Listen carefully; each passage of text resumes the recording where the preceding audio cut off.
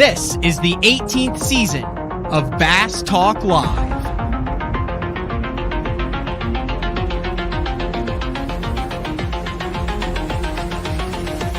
With your host, Matt Pangrath. BTL is brought to you by Lawrence, Bass Cat Boats, AFCO, Strike King Lures, Sunline, Big Bite Baits, Spro, X-Zone Lures, Gamakatsu, The Bass Tank, Denali Rods, and Pro Guide Batteries. PTL, coming at you! Good morning and welcome to another exciting edition of BTL Bass Talk Live, where we are going to talk about bass fishing.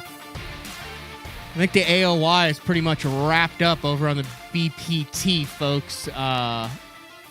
Group B currently competing on the water, qualifying day 2, stop 7 on Mille Lacs. And Jacob Wheeler currently in third. I don't think statistically he can get beat now. Jordan Lee was quite a few points behind him after that. So it looks like we have Brandon Polinick on the bass side and Jacob Wheeler on the BPT side. And the scary thing about both of those guys is they will probably be in that very familiar position for the next 20 to 30 years. So a couple dynasties, one on the bass side, one on the BPT side over there in Polinick and Wheeler. Now, obviously, it's not officially still on the water on day 2. Group A, Mark Daniels Jr., Josh Bertrand, and Stephen Browning. Lee actually finished in 4th. He did everything that he could in Group A. There, obviously, weights are 0. Daniels moves on to the finals. But over in Group B, Alton Jones leading, and then Connell Wheeler, KVD, making a push for it. So we will have a much clearer picture of what the BPT field will look like next year after the conclusion of this event. I know that there are a lot of different things that could possibly go as far as retirements and requalifying, restructuring of the field as far as who's in and who's out for next year. But Jacob Wheeler looks like, I think I'll call it a little prematurely there, your Angler of the Year on the BPT. Someone also who is vying for an Opens Angler of the Year. He might be a little too far back on that. But we do have the Red River and Hartwell and Rayburn left, 3 Bassmaster Opens. And I could see Bradley going on a little roll in the last 3 events. There he is from, not from his studio at home, Mr. Bradley Hallman. This is the Chesapeake Bay recap show, and we're also going to get into a bunch of other stuff. But, Brad, thank you for jumping on BTL this morning. Yeah, you sounded a little tired earlier this morning. I was like, man, Matt's having a rough go this morning. Usually you're such a chipper, early bird person. Did I pick it up for the show opening, though? Absolutely. Absolutely. I was feeling it. We're right in the middle of this crazy stretch where it's open, week off, open, week off, open, week off, open. Mm-hmm. And, I'm trying to get the BTLs racked in there and then get ready for the next open. So it's a little bit stressful right now, but it's all good. I got no complaints whatsoever, so try to keep the energy up for it. But you have all sorts of reasons to be energetic this morning. Why are you at Grand, first of all? Yeah, I'm here at the lake house that Watson and I have. And I got to get out today because the BFL Super Tournament is this weekend. And when I came in on Sunday and there were some guys leaving and there's some guys checking in today, so I got to get out. But, man, I was headed home, dude. I was headed home just like you were. And my wife had been telling me how everyone at the house was sick. And they've been to the doctor and they've all tested for COVID and it all comes back negative. But they've got some kind of virus that the doctor's telling them it's going to take 2 weeks to get over. And they're running temperatures and sick. And my wife's like, look, man, I feel bad. Like, you don't want this. I don't think you should come home. And I was like, I'm going home. I want to see my kids and stuff. And she called me. I was about Joplin, Missouri on Sunday. Almost home. Yeah. She's like, dude, I'm serious. And I was on 44 and I was like, man, what am I going to do? Where am I going to go? So I thought of this. I needed to come by here anyway to work on a little key code for the garage. And I stopped in here, and then she called me, and I was like, look, you're going to have to tell me not to come home because I'm coming. And she's like, I am telling you, do not come home. She said, you'll be sick down at the Red River. You'll have everybody else sick. You'll be miserable. It's not worth it. So I'm not going home, unfortunately. I'm staying here for a few days. And like I say, I got to get out of here, but I've got plenty of folks up here at Grand Lake. But yeah, looking forward to the Red River. Did some tackle yesterday. Everything's set up here great. For fishermen, it's almost like being at home. I've got the shop, the boat pulled in the shop, and was able to tear everything apart from all my rods are still laying on the deck from my last 5 minutes at the Chesapeake. So pretty big disaster. Yeah, so you got a VRBO at Grand then. Like if you're a BTO listener and you're on fishing a derby on Grand, you can book your VRBO. Yeah. Yeah, you can call James Watson or myself. I don't even know how to do the content or the context of it, but it's on there. It's Fisherman's Paradise on VRBO or Airbnb. That's what it's called? Yeah, Fisherman's Paradise. Well, heck, dude, we got a shop where you can stick 3 bass boats in it and shut the door. Really? Yeah. Yeah. Is this your first foray into the VRBO world? What's that? Is this your first foray into the VRBO? I know you've mentioned it. You haven't really talked about it much. Is it a pain in the butt? Like, it seems like VRBO and would be a pain in the butt. Oh, wait, man. Clean Lady came yesterday. It's easy. And, it's all fishermen. They're just like us. So, we stay in VRBOs. We stayed in one last week up in Maryland. Great, on the water. They take care of it just like we do for the most part. I mean, they're older men, family men. They take care of it just like it's their house. I mean, things get broken just like they get broken at our house just from use. But, dude, we haven't had any problems at all. It's just our first year with it. It's done well. It's a great place for fishermen. It's right on the Horse Creek here by the lake and right here in the big town of Bernice. Speaking of VRBOs, we'll just get this off the table, right off the hopper. We did stay at a lovely VRBO this past weekend at the Chesapeake Bay, which is the topic, mainly the topic of today's show. I also want to get into bass there was a big article, I believe that David Brown wrote it, that really explained more the rules and the reasoning for having to fish all 9 to qualify for the Bassmaster Elite Series next year. They also came out with the top 10 lakes in the country, and you've fished all of them, I believe. So I wanted to go through and see what your thoughts were on Bassmaster's top 10 lakes. Number 1 is very interesting. I don't think you might agree with that one, but other than that, I think that it might be a little congruent with your thoughts. But we did have an interesting VRBO situation this past week, and if you follow Bradley on his Instagram, his social media accounts, one of the things we always do is we grill out like every single time, and sometimes I bring the Traeger, but I haven't been able to bring the Traeger this year because it's a long story. I had transmission go out at the beginning of the year, and then the guy put the truck on the trailer backwards, and then it ripped my topper off, so now I have no place to put. Long story short, I don't have so we're using the grills at the house, and the grill, it was just a used grill. Anyway, I had a meltdown over the grill. We had caught 3 fish in 10 days on the Chesapeake Bay. And the guy comes, watches your Instagram post about how it's a dirty grill. He comes and cleans the dang grill the next day. That's the greatest VRBO service I've ever seen in my life. Yeah, he was shadowing my social media. I didn't realize that he was. I mean, I never thought the homeowner, I don't even know who the guys are staying here this week. It crossed my mind, though. It did when we were doing it. I was like, I hope he doesn't watch it and doesn't take this I just super seriously. I didn't think about it, dude, because I don't, like I said, I own VRBO, and I don't know who all's coming and going a lot of times. I mean, some weeks I do, but I'm not trying. We lost Bradley. He got you're back. And now we don't have audio. Someone called him on his phone, and now we don't have audio, so he's going to have to click his audio. He needs to put it on Do Not Disturb. Is it there? Yeah, I got you back now. Tater Johnson calls me every day without fail. Buddy of mine I grew up with in East Tennessee, and Tater calls at least twice a day. Yeah. I need to put that in the list for the BTL thing. You should put your phone on do not disturb during the calls, because that's my main issue with that, is it just goes blank. But anyway, we're back. So we're staying at the VRBO, and the guy comes out and cleans the grill. I felt so bad because I'll say that house was a 9.5 out of 10. It was, dude. We had a dock. We were right on the water, especially up there with the parking at the boat ramp and the $20 boat ramp fee a day up there. We were able to get an extra hour of sleep, and we had a boat ramp right next to our house. It was private. We had a lift. I put my boat in the lift every day on the dock. I literally never started my truck from the time I put my boat in the water the first day there. I never got until the day I got my truck out when we left. So it was pretty awesome.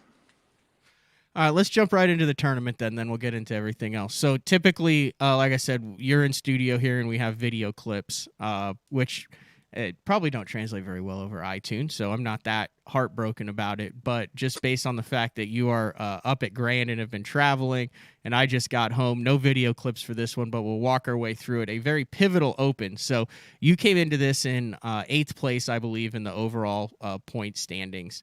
This was the final Northern. You were out of it in the Northern points, but a very pivotal tournament for you to go into the final 3 within shot of that top 3, which looks like it'll be a top 4 now because Keith Poche punched his ticket through the Northerns and is also second in the overall.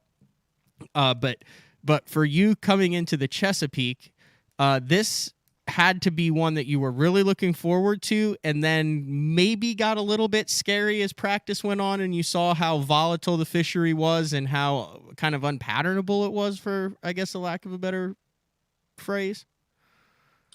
Yeah, it the grass fish they just weren't dependable. They were very here today, gone tomorrow type fish. And you could fish for hours and hours and hours and hours and not get a bite. And so then you were almost like waiting for this tide window that you thought existed, but I don't know if it really existed. You would get a couple of bites at low tide or something, and you would think, well, maybe this will pull them to the edge and I can get this bite. There was a lot of people that depended on that I don't think it ever came. The tides in our tournament were high in the morning, and we were getting the lower tide late in the afternoon, so the later flights caught them better. It was a hectic practice for me. I know it was for you guys as well. You kind of jumped right on them first morning, and you had a little game plan, and you jumped up at 4 a.m. and we're going out of the house, and you came back pretty happy camper day one. Day one, all those practice days were pretty tough on me. I went back out one afternoon. Do you remember that? I came in, watched some football or something, and I went back out. This was the benefit of having the boat dock. And I went back out and fished till dark, and I got some bites. I had 3 or 4 bites. They were on hard cover on the bank and not a low tide. And I felt like it was very Oklahoman fishing, Mm-hmm. And I felt like I could make that work. So there was a little bit of comfort zone there for me at the upper end of the bay, like where the tournament went down, where there was one. In Northeast. Yes. I like that because it was docks, rocks, wood, the grass wasn't involved. I felt like some of that stuff on the bank or the shallower stuff would play better with the high tides of the tournament that we were going to have. And, dude, I came real close. I came really close. I had the opportunities to have a top, 25, top 30 finish for sure. They just didn't stay buttoned up. We'll get into that here in a second, but I wanted to go back. I remember the first day of practice, and this is kind of a learning, use this as a learning tool. So you obviously planned on focusing on grass on your way there. You like grass. You've never shied away from grass. It's been one of your strong suits over the course of your career. Well, obviously the flats out there, and our house was literally like you just kind of like roll out and you're on the flats. Yep. You came in the first day and you're like, oh my gosh. He's like, it's a grass mat for 5 miles wide. Mm-hmm. And, I drove out there and I sampled around some of the edges, and I took a video of it, and I was just like, oh my gosh, this is the most intimidating thing I've ever seen in my entire life, because it is literally is that hydrilla that's out there primarily? It's a mixture of about Yeah. 4 different grasses, and the hydrilla is probably the best part, but it's probably the least prominent. Okay. But anyway, it's like literally matted out, topped out, 3-foot visibility, 5 miles across. It's the biggest thing that I've ever seen. So when you jump in practice and you get there and you don't know what it looks like before you get there for practice, how did you, what was your strategy for figuring out how to at least know if there's a bite going on out there? Where do you start on it? How do you determine what you're going to fish? Because it was very overwhelming. I think first I just kind of pecked around the edges. That thing was so big, and we were there on the weekend, right? So there was a lot of local guys fishing too, as well as us practicing. So, dude, I honestly just kind of drove around and really just looked where a lot of the boats were. You know, that thing is 5 miles, square miles, like it's massive. There seemed to be a lot of boats using the drains, and there seemed to be a lot of boats using that southeast corner of the outside edge where it really kind of cups and has a real defined edge. Those two areas seem to be where guys were really using a lot. And so then from there, I just kind of practiced along that south side edge because it's massive. I mean, we're talking about miles and miles of water down there too.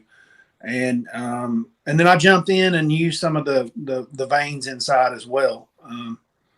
And man, it was just not very productive. For that much grass, it was hard to get a bite. And I know there's a huge population of fish out there, and they're the ones that you want. I mean, I've been told that was where the tournament probably would be won.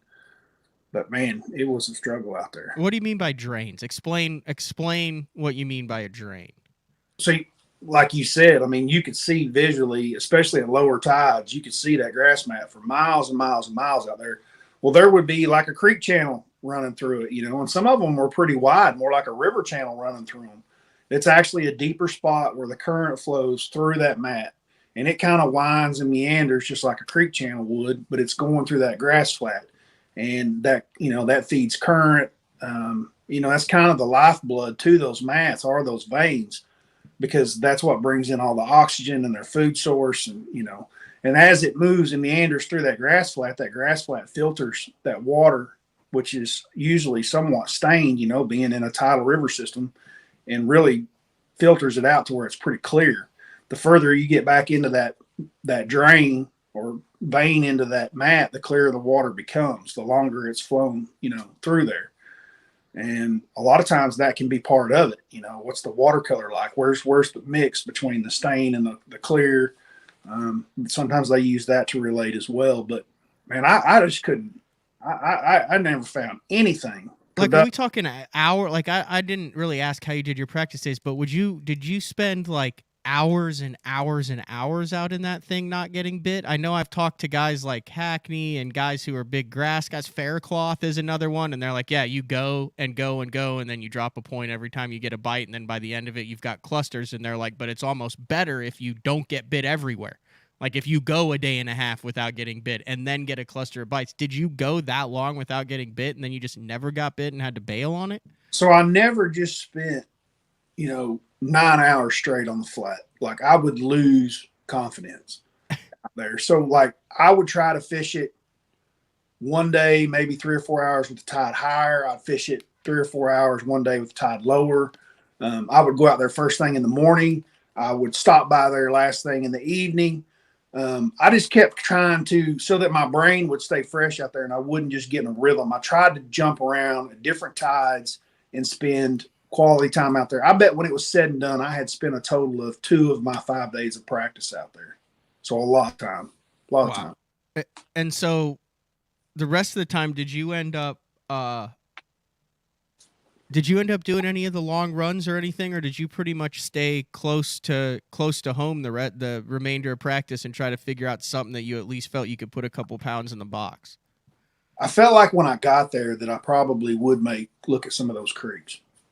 But once I got there and practiced for a day or two, when I went back out that one evening there by the house and got some bites, I really had to draw in my practice, because then at that point I had 3 days left, and I was like, look, you know, I don't want to go past the flats. That's a big area, along with the big river. What's the name of the river that comes in? Northeast? Oh, the Susquehanna. The Susquehanna. So I mean, between it and all that water that was right there with the flat and northeast, I didn't feel like I needed to leave. Like I felt like there was enough fish there. I needed to figure those fish out the best I could and try to make the best I could. Also, I mean, you're looking at it, dude. I mean, I'm sitting 8th in the points.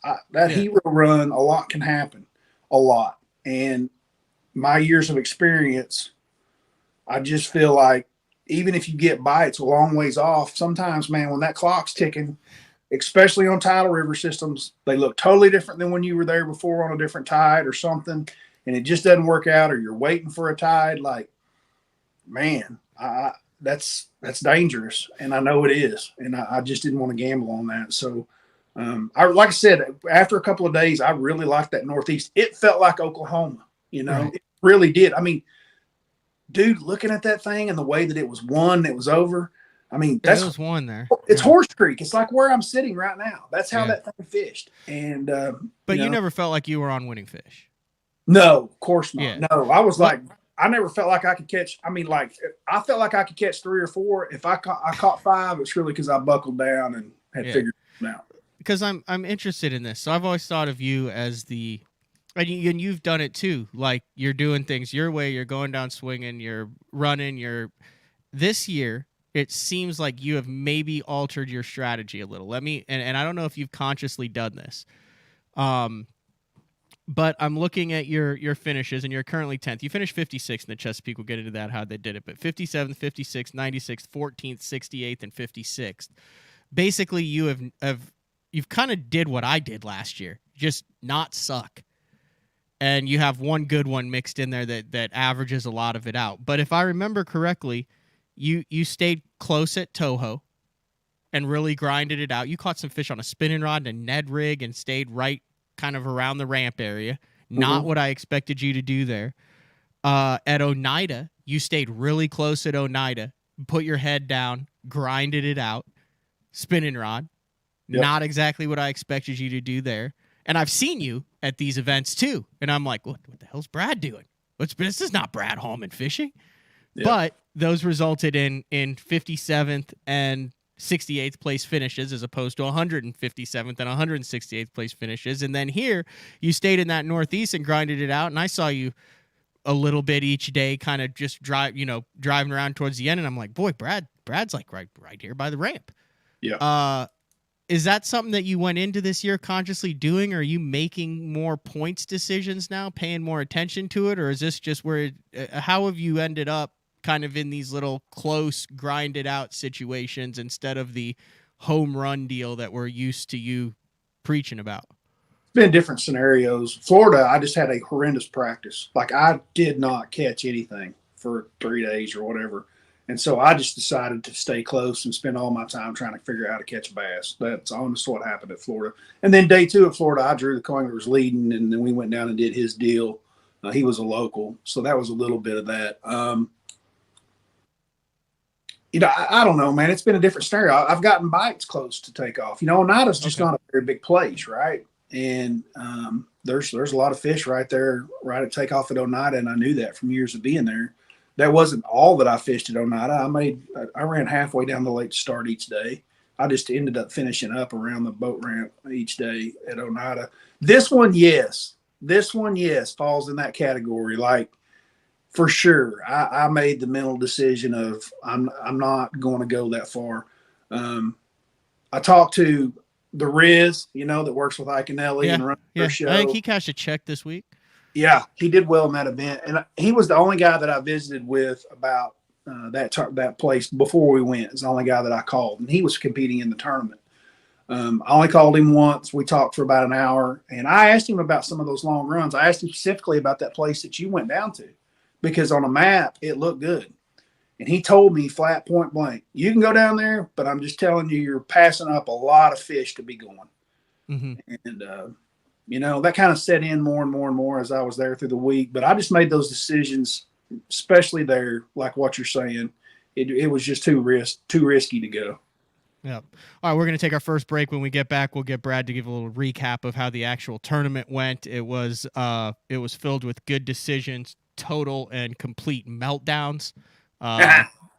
Dude, literally multiple people checked on me and said, "Hey, is Brad in yet?" Was wondering. We heard him. We heard him vocalize displeasure across the Northeast repeatedly over a small period of time, and was wondering what the scenario was that caused that. Yeah. So we'll get into that. You're feeling the pressure. Like, I remember last year when we got to this point, you were like, dude, you need to just it was Oneida, this one. There were 3 left after Oneida. Remember? That was my meltdown. You're like, dude, you got to get this up. But the pressure starts growing. Now, you handle it a little bit differently than most people. You're kind of cool, calm under pressure. But you did have it, and then you made some good decisions, and some good things happened. So BTL on a Tuesday with Bradley Hallman. I also forgot to mention the second part of their last segment of the show, we're going to have Matt Looney from Pro Guide Batteries on. It's not going to be a battery manifesto. It's more going to be about his Bass for Beckers nonprofit charity. He gives away his doesn't give away. There's a raffle, a drawing, a chance to win his Skeeter at the end of the year. And all of the proceeds go to that Bass for Beckers, but he also does monthly giveaways. And the giveaway prize this month, if you buy a ticket for the Bass for Beckers at the end of the year, is a winter crappie fishing trip with me on one of the little secret Oklahoma lakes. So we'll have him on in the last 10, 15 minutes of the show to talk about how you can get involved with that. But BTL on a Tuesday with Bradley Hallman. We'll be back right after this. Your key to better fishing this season is Elite FS, now available at a new lower price. Get Elite FS 9 today for $9.99, and we'll throw in a C-Map reveal chart, our premium mapping solution, for free. Elite FS works with all state-of-the-art Lowrance sonar, from chirp, side scan, and down scan imaging with fish reveal to high-resolution active target live sonar. Elite FS9 and C-Map reveal. Offer ends August 31st. The new Puma STS has been redesigned from the ground up. With the angler, design, function, and performance in mind, nothing on this new offering was compromised, and the only thing carried over from the previous version is the name. Based on the Soft Touch series hull that started with the flagship Jaguar, this new model is nimble and performs incredibly well at all speeds with either a 250 or 300 horsepower engine. Featuring a new 96-inch wide-body footprint, this hull measures out at 20 foot 7 inches in length. Industry-leading design coupled with tournament-winning performance. The Puma STS from Basscat. Feel the rush.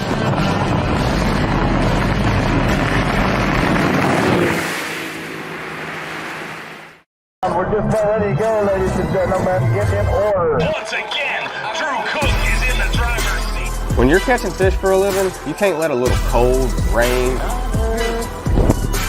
heat, humidity, or anything else get in the way of a payday. I wear APCO.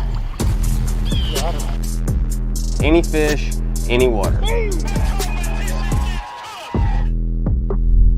The KVD 100 Jerkbait. 15 different colors. A perfect combination of roll, wiggle, and flash. Increased castability. 3D eyes. Premium black nickel hooks. KVD. Tie one on. Striking lures. Are you looking to install your own fishing electronics? Well, the Bass Tank is here to help you. The solution is the Bass Tank Power Harness. It takes the guesswork out of installation. No more voltage issues or interference. Designed by an engineer so that you can get professional results right there in your own garage. Installation done right with the help of the Bass Tank Power Harness. You can feel confident knowing that your installation was done right. The Bass Tank Power Harness. Give us a call or order yours today at thebasstank.com. All right, we're back. BTL on a Tuesday. Dude, my knees keep locking up on me now. It's not good, Brad. I go to change in my ankle, then my knees. I was just talking about it with someone. I was talking about it with Kinder. We were I was driving home and I got out of the truck and I was like, oh, that's a little tight there. And I was like, man, we're getting old. All right, let's get into the Derby days. And just do like a 2-3 minute recap of the highlights of what happened, because you grinded this thing out. It was the first time that I could ever remember. So like if you take the Oklahoma, we'll throw Andrew in there, the Oklahoma guys, and just our house, we'll throw Joe LaBarbera in there too. He's kind of a local there. He's been around a minute. But between me, you, Andrew Upshaw, John, Joe LaBarbera, Austin Cranford, Jared Miller, like that's a good little Oklahoma group. None of us caught a limit either day of competition on the Chesapeake Bay. Yeah. And I don't think any of us hit the 10-pound mark either. No. That's tough. Yeah. That is really tough. So you knew it wasn't going to be just a slugfest going into the first morning. No. And to be honest, dude, it kind of started off like, you know that creek that you went in and had a really good bite in practice there at Northeast, the one right there at Takeoff? Yeah. I was boat 160 something, you know. I still just went in. I just started right there, you know, right where they call my boat number, and I just went in and I was going to fish literally what was ever in front of me. I was going to fish wood, flip, pitch, spinner bait, crank, didn't matter. Whatever was in front of my boat, I was going to fish, and that was kind of my game plan to start the morning off, because the tide was high. You know, it was rising, going to be high tide, and then start falling. And as the tide fell, I was going to go to a grass area later in the day. And I started fishing, and dude, no bites at all on any of the wood. None of that stuff ever played for me. The creek, nothing dead. I actually saw Miller in there. He didn't have anything.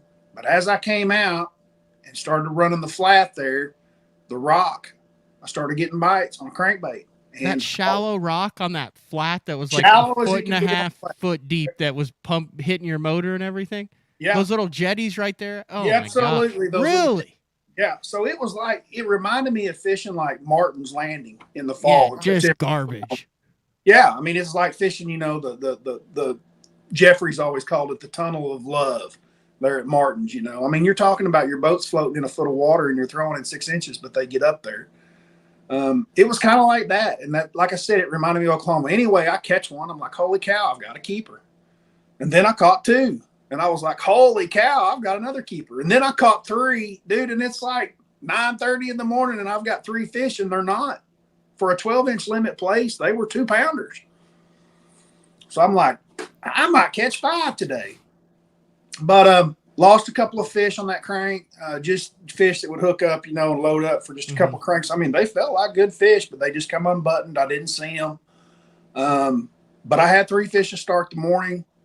As the tide started to fall, I left the Northeast, went down to my grass fish, caught one pretty quick down there. So now I'm thinking I'm going to catch a limit today. And it just never happened.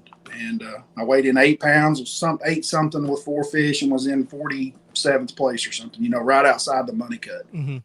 But anyway, that was kind of my day one. Day 2, then, I mean, you were sitting in decent shape. You weren't like thrilled, I remember, back at the house, but you also weren't like bummed. You were like, hey, I caught 4. I felt very strongly that I left some stuff on the table and that I was going to catch 5. That's what I really felt like. I was going to catch 5, move up inside the, you know, the 30th to 20th place finish, which is exactly what I needed. And I felt strongly I could do it. And I started out day 2. I caught one right off the bat. I did not focus on the wood at all. I completely stayed on the rock with the crankbait. I caught another one really quick. And then I hooked another big one, the biggest fish that I'd had on since I've been there. I mean, it wasn't a giant, but it was 4-pound class, 4.5. Big fish. Big fish. She jumps, comes down. I fight her all around. I've got her worn down. I step back to the console and sit down to land her, you know, and I've got my rod up and I'm fanning the water, you know, and she comes by, makes one circle, and I don't get her. And then the second circle, she goes out, and then she changes directions, and the crankbait just comes off her lip. And I had already started doing the math, you know how you do. You're like, man, I've got like 4 pounds in the boat. This will give me 8 with 3 fish. Like, I'm going to catch them today. Yeah. And then she comes unbuttoned, and the day just kind of went downhill from there. And I just couldn't recover. But I had a little offshore place that I'd found Yes, the day before, I just idled across. I didn't fish it. I just saw it on the side imager as I was idling out, and I actually dropped a waypoint on it. It's a hard spot. It stuck out like a sore thumb. And day 2, I'm idling out of the same place, and I'm like, Lou, look at that little hard spot. That's a good-looking spot. And I'm like, you dummy, that's the one you marked yesterday that you didn't fish. So I turned around. This is the screaming and cussing that you heard. You didn't do that when you lost the 4-pounder. No, I didn't go crazy when I lost the 4-pounder. I didn't. Just deflated. Yeah, just deflated. That was a good little area. Miller came in there a little later. His co-angler caught a 2.5-pounder there in that little area. That was a good little area in the morning, but it was a morning bite. They didn't continue to bite like that throughout the day. And so staying up there wasn't working. I had to get out. But anyway, this hard spot, I turned around on it, which is where, I'm looking at the leaders. They're right out from me. By day 2, I realized that they are the leaders. They're 150, 200 yards out. Trey's out there. Yeah, there's 7 of them out there. And, having a big guys time. that are doing really well are out there. Well, by day 2, I'm not going to go out there and bump around them. They've already got their community set up, and I'm not going to do that. So I find a hard spot, though, right there by where I'm fishing. And so I turn around, I spin, and we talked at the house. I knew the drop shot was catching some of those fish. I've got one rigged up, been laying on the deck for 2 days, and I haven't made a cast with it. I fire it out there, and I'm dragging along, gets tight, and I pull up on it, and it's a heavy fish, dude. It's like pull and drag, and it's only on there for about 4 seconds, and the drag stops, the fish is loose, and I pull on my drag, and it's as loose as it can be. You know how you pick up the rod, and it's been laying there for 2 days. I never checked the drag when I threw it, so I was a little frustrated. And it's about 1 o'clock in the afternoon. And I reach down and I grab a crankbait and I fire it out there first cast, and it loads up, and it's a giant, and it's pulling hard. And I'm trying to get to it's obvious that my drag's not slipping. It's like tightened down, and it's only 10-pound test line. And I'm trying to push that button. And now I'm using my right hand because it's locked up and it will not go down. And that fish pulls out to the point that it's just, and it breaks right in my reel. And I lost my composure for a few seconds, and I was hot. I get a call after the event from Willard. I'm idling back in. Joel Willard had a great comeback on day 2, saved his season. And I wanted to see if he had made a long run, and he hadn't. And he said, "Hey, man," he goes, "I got a question." He goes, "Is Brad back at the house yet?" And I said, "No, why?" He goes, "Man, he was fishing this hard spot that I wanted to fish in the Northeast." He said, and I rolled past him, and he just held up 2, that he only had 2. And he goes, and I kind of moseyed away. And as I'm moseying away, I look back, and he's throwing his rod down on the front deck and just screaming. Yeah. Repeatedly. Yeah. He's like, the only thing I could think of, he goes, is he had to have dumped a giant. I said, depending on the vibe that I'm getting from him when he gets back, I'll ask him. I said, but no promises.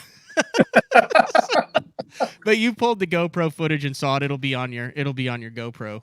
It'll be on your recap show that comes out. But a 56th place finish with 14 pounds, 13 ounces over 2 days. You're about 100 points out of 4th place, which right now is qualifying with 3 events left. Yeah. I ended up, putting that fish behind me. I do feel like they were catfish. I went back and caught a catfish off of that spot.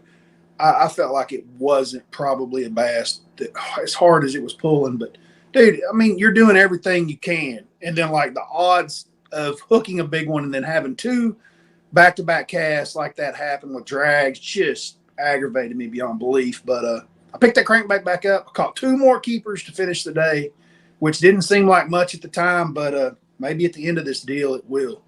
Who knows?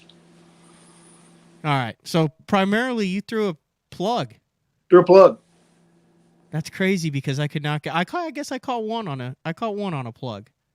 We'll get into my day. Instead of taking a break, I want to bring. I know this guy. He's a businessman now, also NPFL angler and new dad.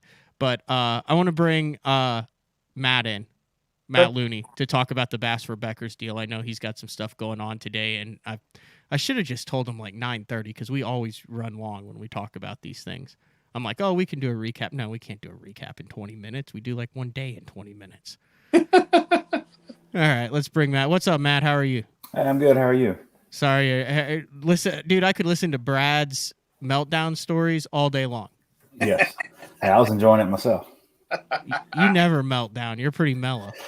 Yeah. That's Do you melt down? I tend to on like a, so this year MPFL wise, I've had one bad day every tournament. It's like kick me out of it.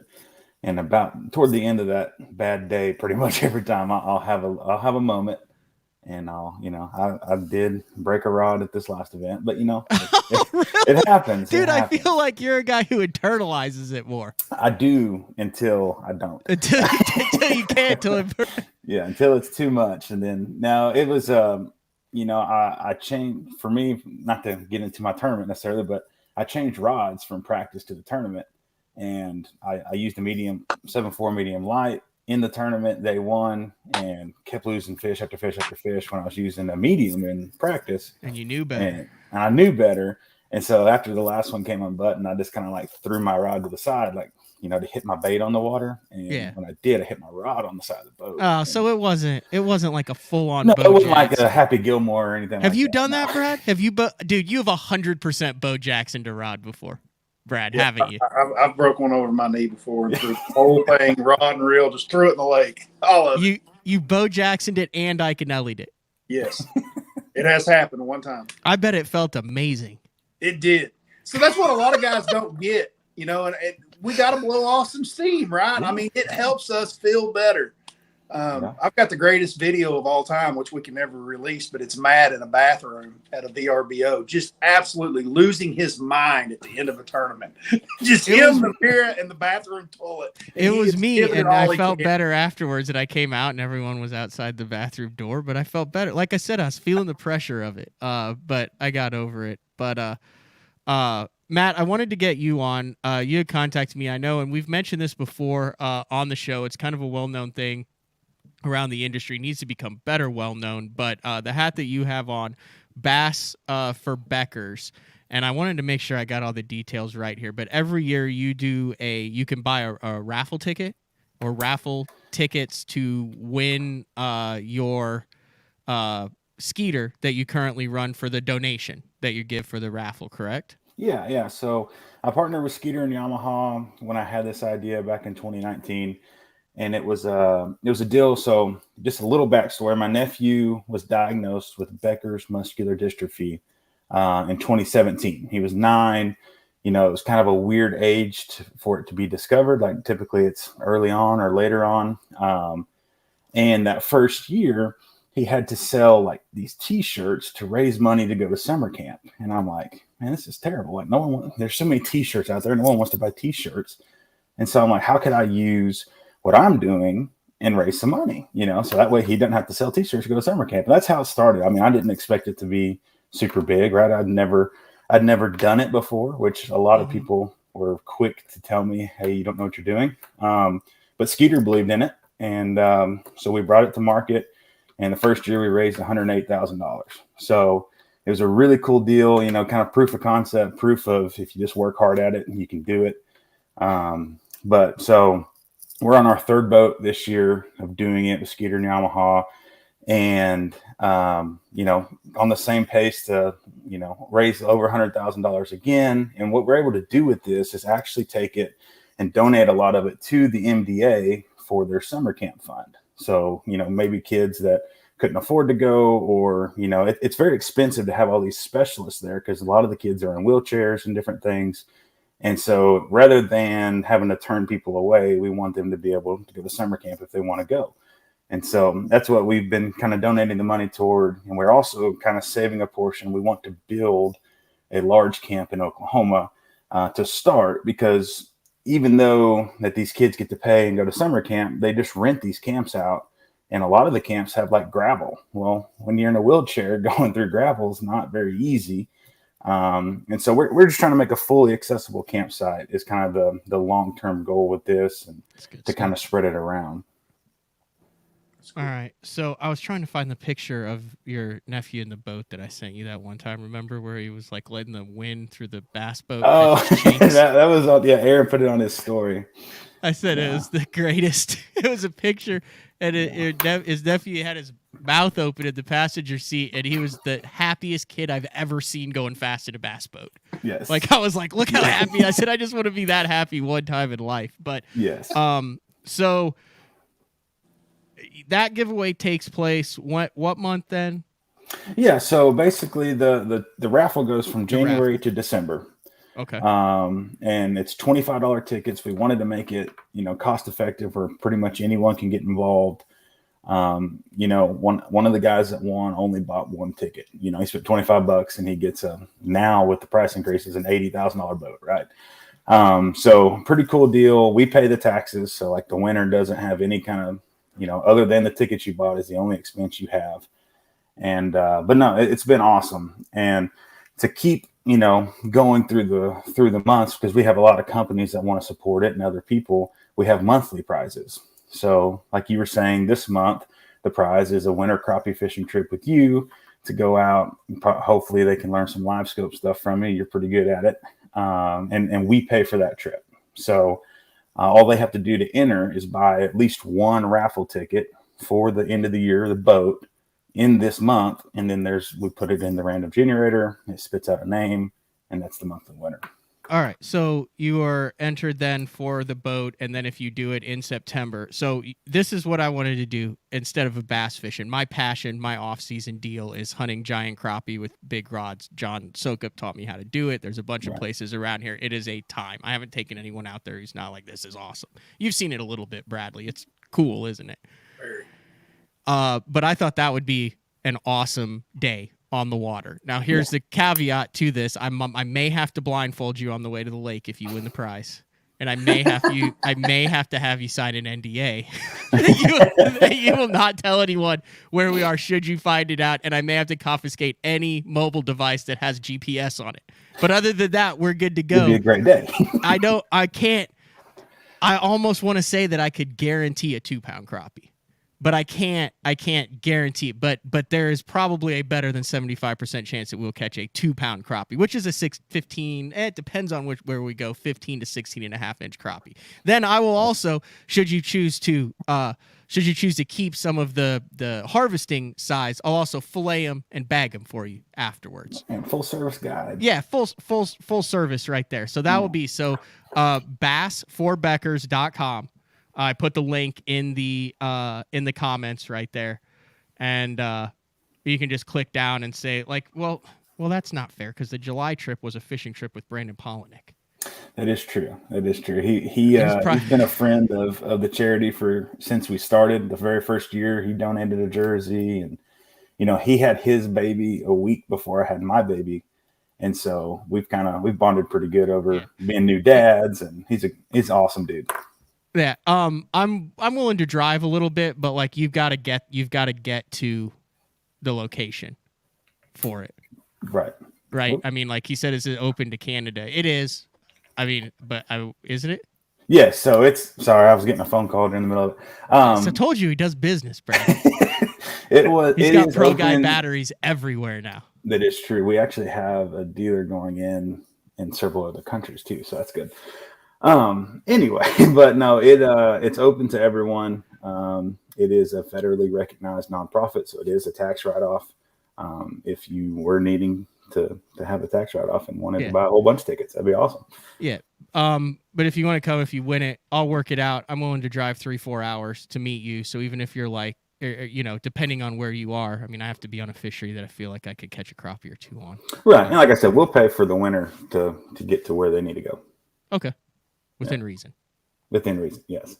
You're over here multi-continent. I don't know. Hi, mate. I just won the prize. Hey, no. What's actually interesting? Our top country outside the U.S. is Australia for people that enter into this. That's awesome. Yeah, we have a lot of Australian listeners. I know we have a couple of guys who run the road, some truckers over in Australia who listen to the show, some Carl Jocumsen fans, some guys who fish for that Australian bass that are very, very ardent BTL listeners. I think it's outside of Canada and Mexico. It's our third biggest country. That's awesome. Yeah. So, all right. Wanted to get one thing in. You are the Pro Guide Batteries guy. We had Brad. So get this, Brad. We do all of our shows. So like the 5th highest rated show that I've done solo in 20 in 2022, this is no joke, I can't make this up, is Matt Looney answering dumb questions about batteries. For me.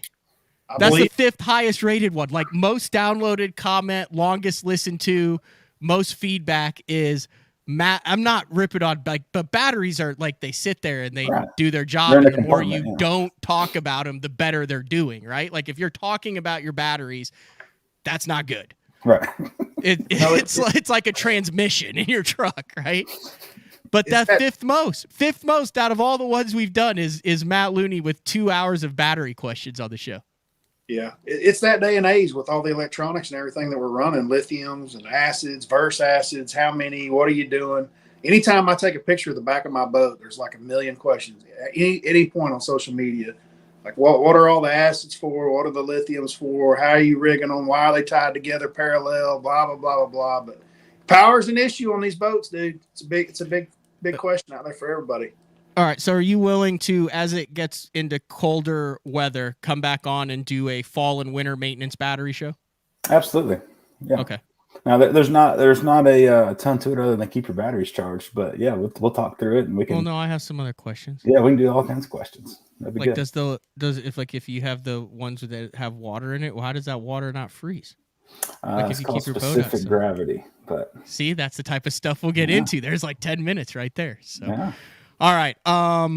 Matt, greatly appreciate it. Like I said, bass4beckers.com. This is the 3rd year. You are not only like in a drawing to fish with me for crappie this winter, you're also in it for the skeeter, for the boat, for the whole thing. And I will say the monthly winner, the ticket does not get taken out of the pot. So say you only buy one and you win the monthly prize, you could still win the boat. You can still win it all. $25. Great cause, Bass for Beckers, Matt Looney. Go buy as many tickets as you want. I will continue to talk about it, not only for September, but I need to every single month know what that prize is and talk about it on the show too. So yeah, that'd be awesome.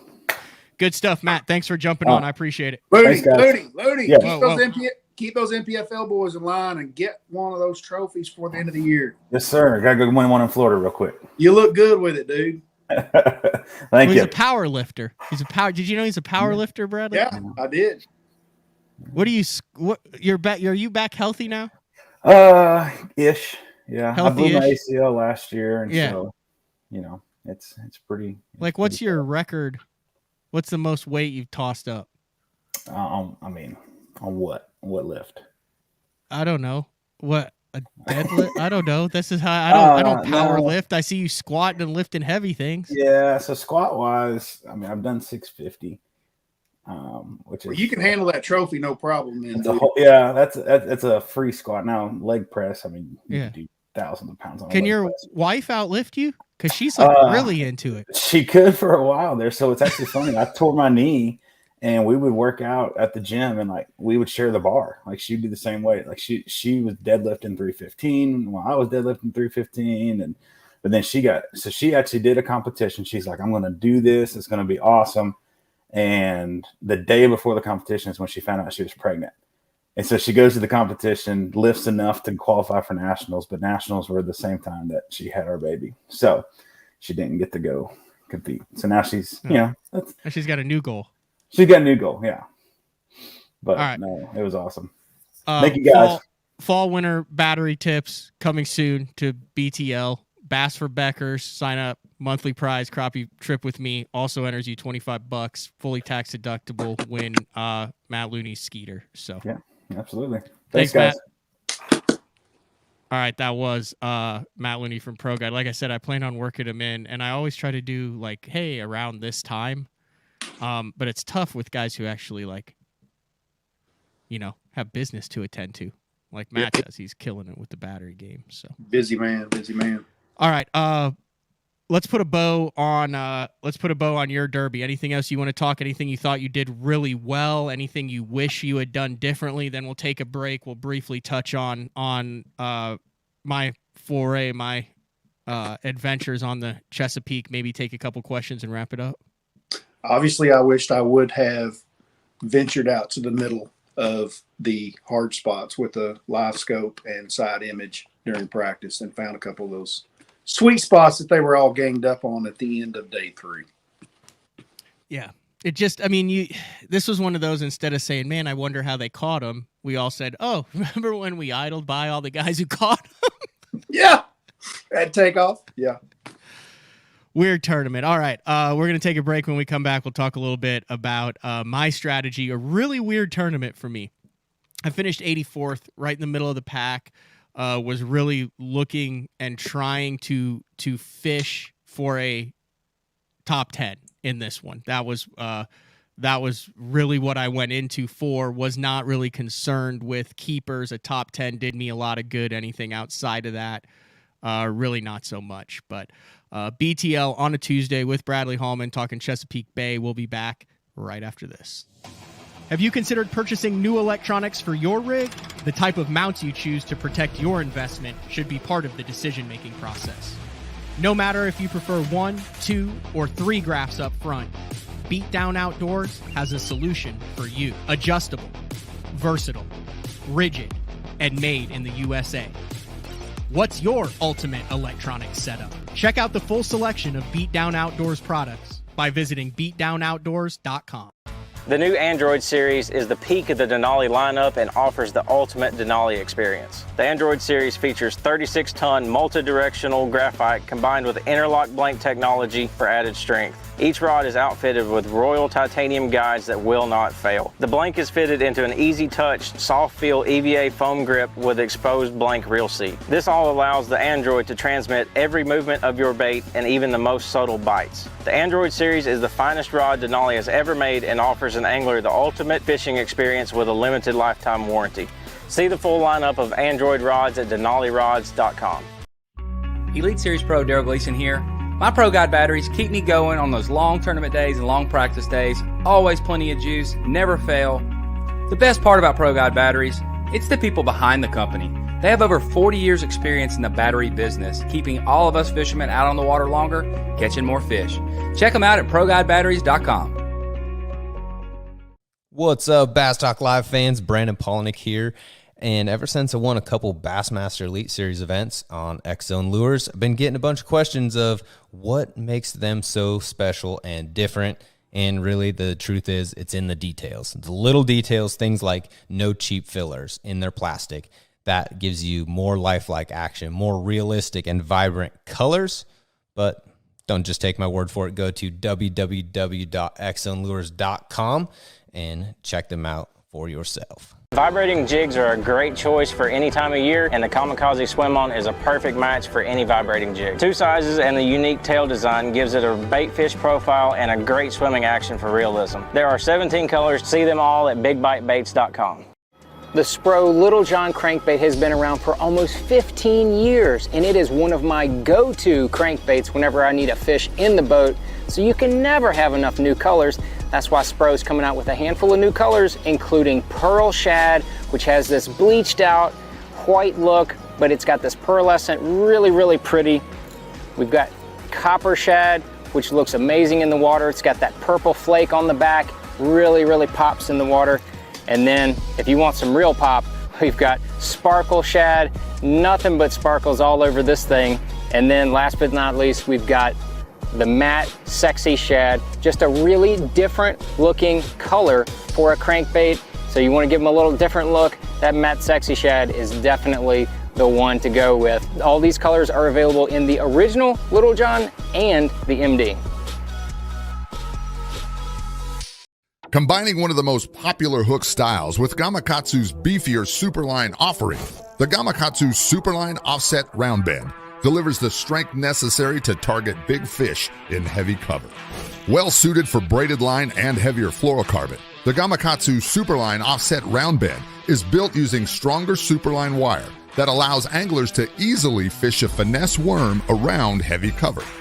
The round bend offers a larger bite area, perfect for any worm presentation, while increasing your hookup ratios.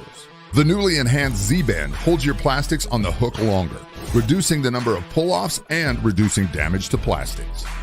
Available in 2/0, 3/0, 4/0, and 5/0, this is the most durable worm hook, designed for heavier lines that hold your bait on longer. Preparation is key to success. and that preparation starts well before you ever hit the water.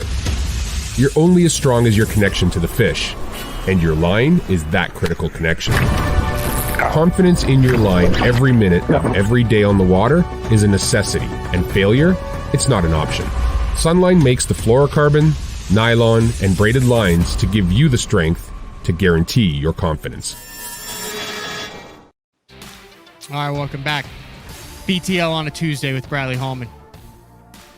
Before we get into my derby, a lot of people enjoyed your dust up with the local homeowners there during practice. Yes, my YouTube. Chesapeake. I thought you handled that really well. You held your ground, but you were respectful.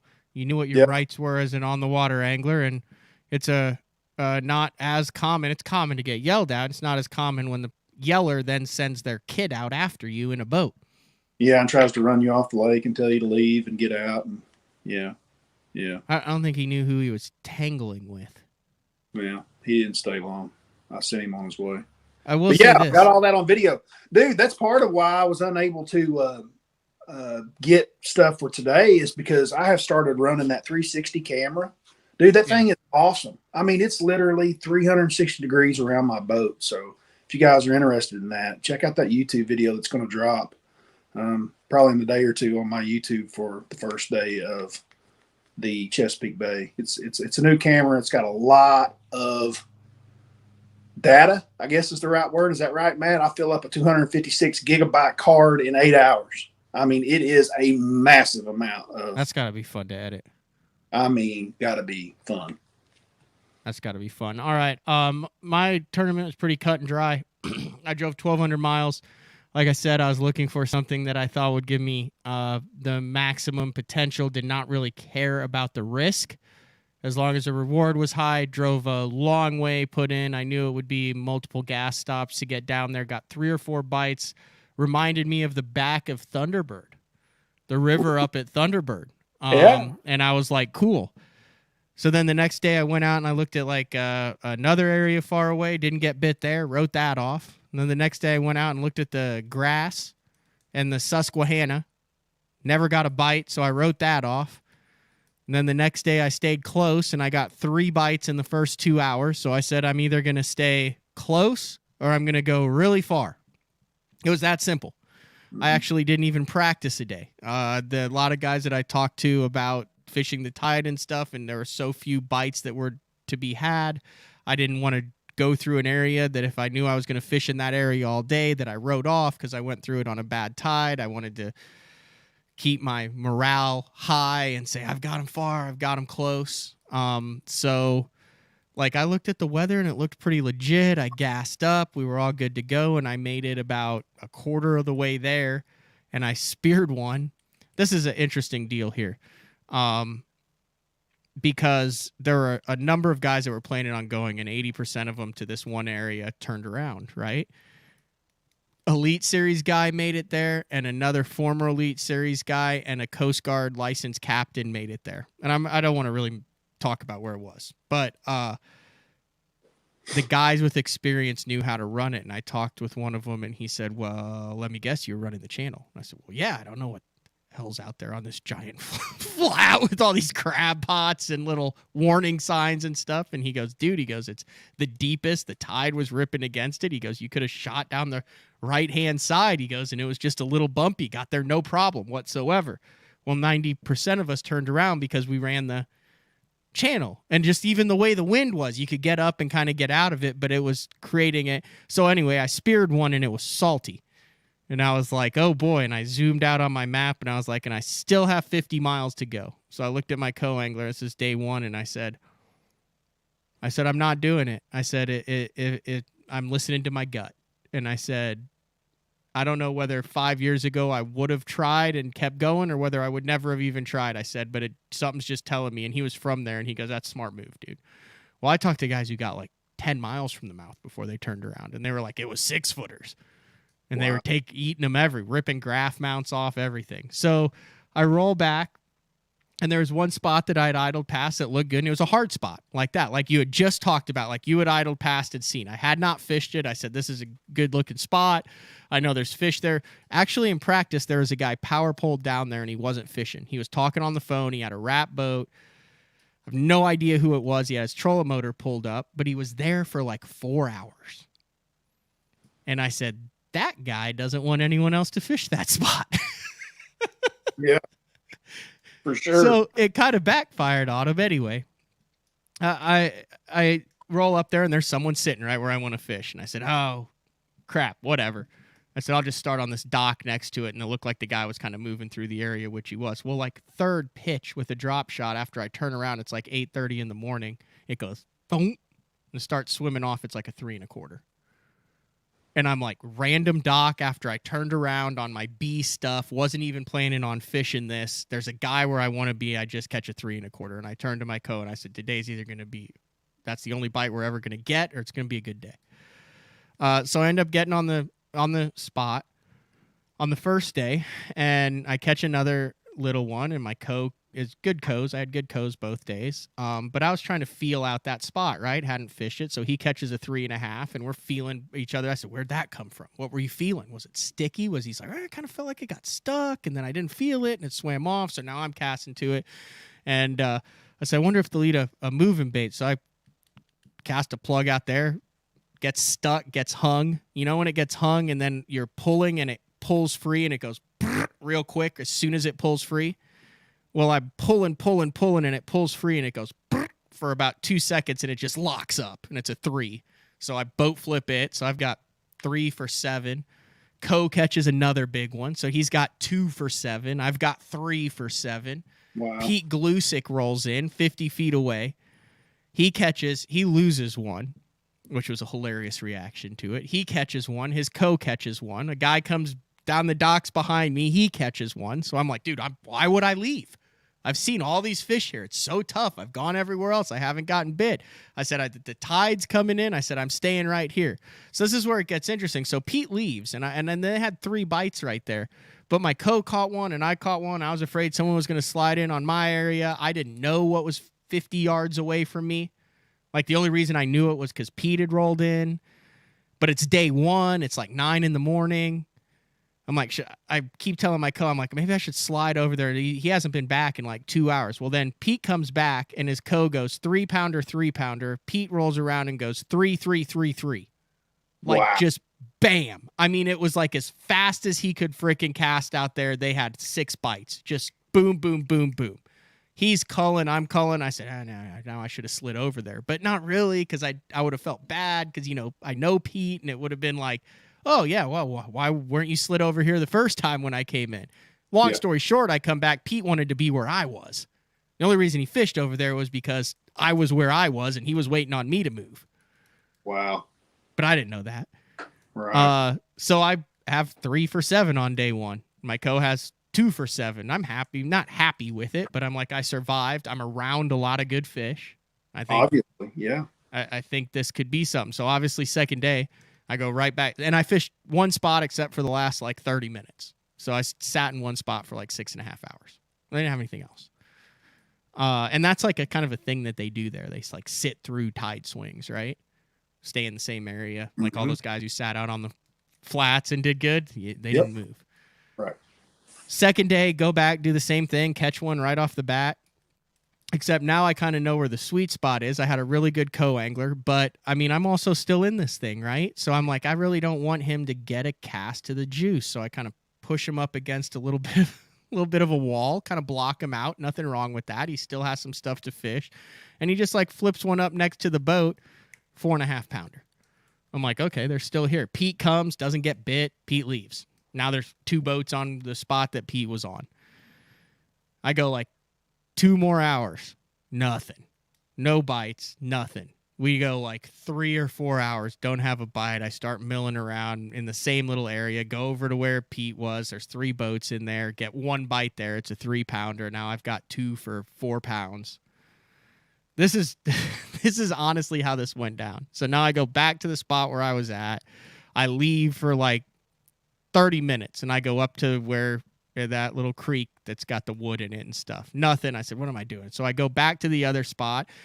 Joe's there, Joe LaBarbera. And he comes up and he's like, what do you got, man? I said, I got 2 little ones. I said, what do you got? He's like, I got nothing. I was like, nothing? He's like, nothing. I said, oh, okay. And I said, where can I go catch a dang keeper on here? Which probably wasn't smart since he had nothing. I mean, if he knew, he'd probably have been there. But he's like, oh, man, right over there. I usually catch one. I said, why aren't you over there? He goes, I don't know. He said, go over there. You might catch one. I've got like an hour left. And I was like, I got nothing left to lose. So I go over there. And it's like just a series of little pilings. And I pitch all these pilings. And I go left, right, center of one piling. Co-angler cast in there, 5-pounder. Oh, my God.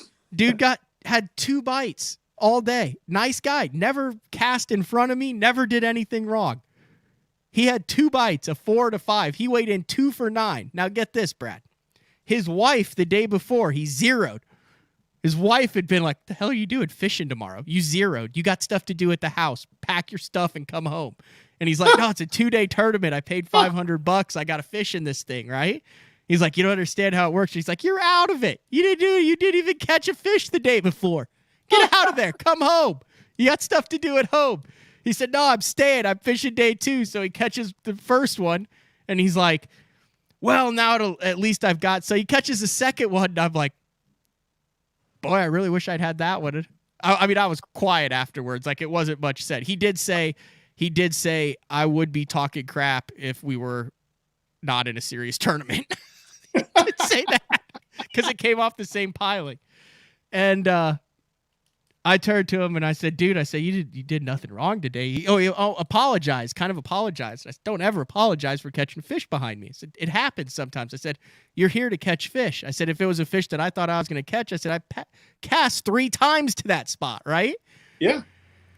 And I said, and that fish was for the wife. I said, because that'll put you in the top 20. And he's yeah, like, that got you paid. No, it won't. I said, dude, I promise you. I said, that might be big bass. You'll have big bag of the day, and it puts you in the top 20. Well, sure enough, he finished in the top 20. Yeah. He got paid.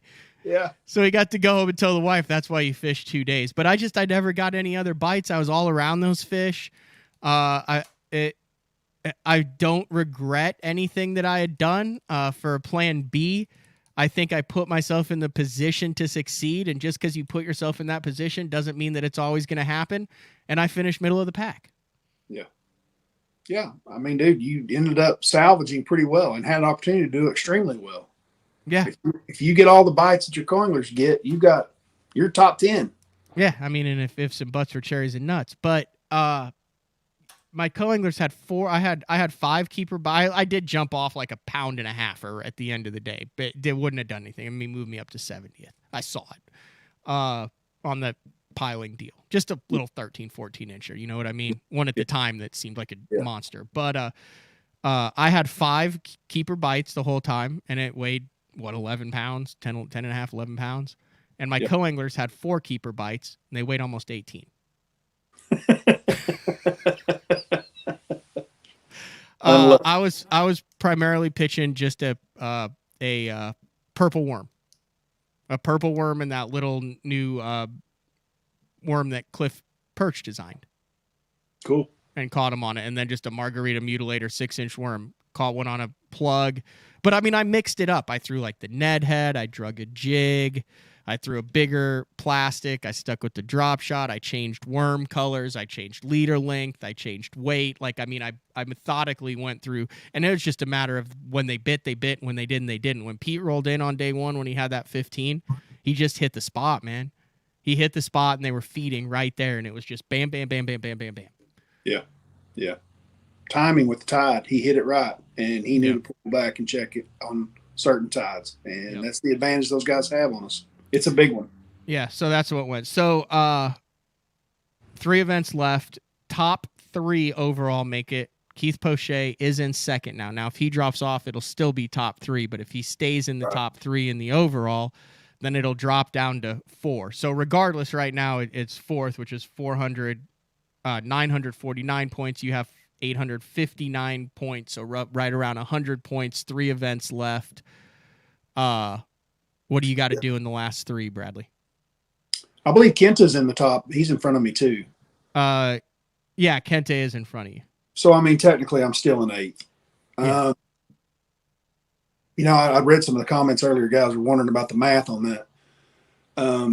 I felt like going into the 4 before this one, if I just cashed 4 checks, I would be really, really close, meaning 40th place or better. I rolled 3 or 4 checks in a row last year before last, at the end of the year. I kind of got on a roll and did that. I've got to have some top 10s, and I know that. I haven't had them this year, so I feel like I've got them coming. One of the big things, man, is we're no longer going to be in Delaware, Maryland, New York City, none of that. So, I mean, we're going to places Louisiana, that South you can Carolina, swing. Texas. So, dude, I feel better about my chances of making the top 10. I feel like the door's wide open. I'm right where I want to be to finish off the year. I would actually rather be sitting where I'm sitting than to be sitting in first, second, or third, because it's going to be, the Red River is going to be brutal. It's going to be a change up, just like the one we just fished. I didn't get what I wanted out of the Chesapeake, but I didn't bomb. So I'm not going to make the Elite Series finishing 59th and 49th and 39th. So, and I realize that. I've got to have some like what I had down in Mississippi. I've got to have some bags. So that's what I'm looking forward to doing. We've got some, I feel like they're more in my wheelhouse. I like the idea of Louisiana, South Carolina, Texas a lot better than I like the idea of Delaware, Maryland, and New York. That works. Chris said we need to get Pete on to do a recap. He actually did one on Ike Live on Sunday night, so did a good job of recapping everything that went down, the fall and everything included. So, speaking of top 10s, let's go over this list. Bassmaster came out their list of top 10 lakes. I want to see if you agree with it. You want to start at 1 or you want to start at 10? Let's start at 10. Okay. Santee Cooper. Okay, I'll name them all off, and then we can go back because I don't want you to react, and then there's one that you thought. You know what I mean? Okay. Santee Cooper, Sam Rayburn in number 9, Lake Erie Upper Niagara, number 8, Lake Fork, number 7, Clear Lake, number 6, Stick Marsh, number 5, Lake St. Clair, number 4, Sacramento River, number 3, O.H. Ivy, number 2, and St. Lawrence River, number 1. Yeah, I agree with everything but Lake Fork. Lake Fork's overrated, dude. There's big ones. They catch them there. All those guys on the Elite Series know it's overrated. We all know it's overrated. It's little bitty spots. It's got some big fish. Well, if you do that, then you have to put Ivy in that group too. Guys aren't just going down the Ivy and going down the bank and catching 40 pounds. There's a lot of fish in O.H. Ivy right now. I know, but it's a lot of forward-facing sonar and winter and a few guys catching giants. Yeah. I've known guys who've gone down there and they're like, dude, this is nothing at all like I envisioned it would be, and we caught like 3 fish in 4 days. Yeah, and that at the same time when guys are catching 12-pounders. So because of what the potential is, do you put it on the list? I probably not. Probably not. For the same reason, because I mean, when you look at a St. Lawrence, a St. Clair, dude, that's 1 million 4-pounders everywhere, along with some 5s. This is not a tournament schedule, people. This is a list of Bassmasters subjective top 10 lakes in the country right now. That's all this is. They do it every single year. Top 10 lakes in the country. We're just spitballing here. I mean, there's no right or wrong answer. Rayburn definitely belongs. Santee Cooper belongs. I mean, all those lakes are big, massive impoundments that have. Are you surprised at how many of them are smallmouth lakes? Because I was.